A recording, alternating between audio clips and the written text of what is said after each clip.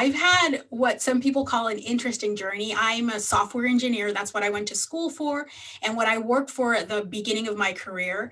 I then moved into project management, and I realized that what I really liked was like building the teams. So I ended up working as a recruiter, a tech recruiter, and in talent acquisition for many years.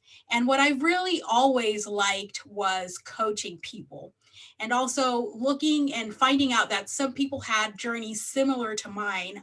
I'm from Panama and I moved to the US about 11 years ago now.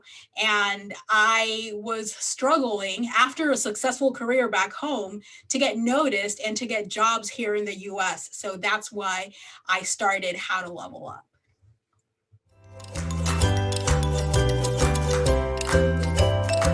Really focus on growing their personal brand and their online presence and their visibility online.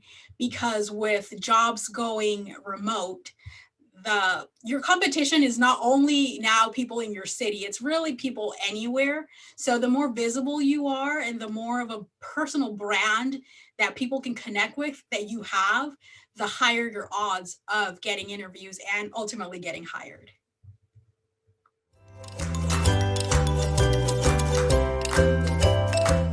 I love video. That's my thing. And I'm seeing more and more job seekers use video. I've seen a lot more video cover letters than I've seen in the past. I've also seen a lot of people create YouTube channels and just start sharing what they know online. And I've also seen a lot more video on LinkedIn, which is really surprising to me, but really good.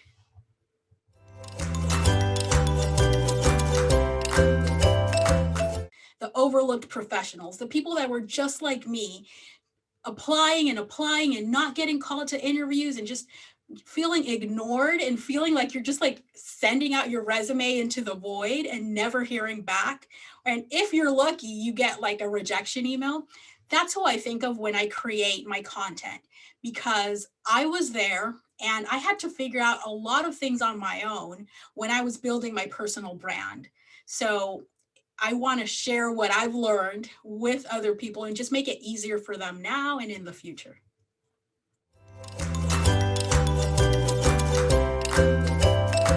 It really depends on the platform. I would say on LinkedIn, the content that really does well is any advice on how to answer interview questions. That one does really well. And I think it's because, no one has really taught us how to interview. And companies, unfortunately, don't really ask what they want to know in a question. They ask it in all these types of ways. So I like to center my content around, look, this type of question, yes, it's super annoying. I actually called one of my series Annoying Interview Questions. It's super annoying question, but this is the reason why they're asking. And that's what helps me be able to know how to answer it. And that's what I share in my content. And I think that's why people like it, because when you get to understand what they're really wanting to know, then you can easily come up with an answer.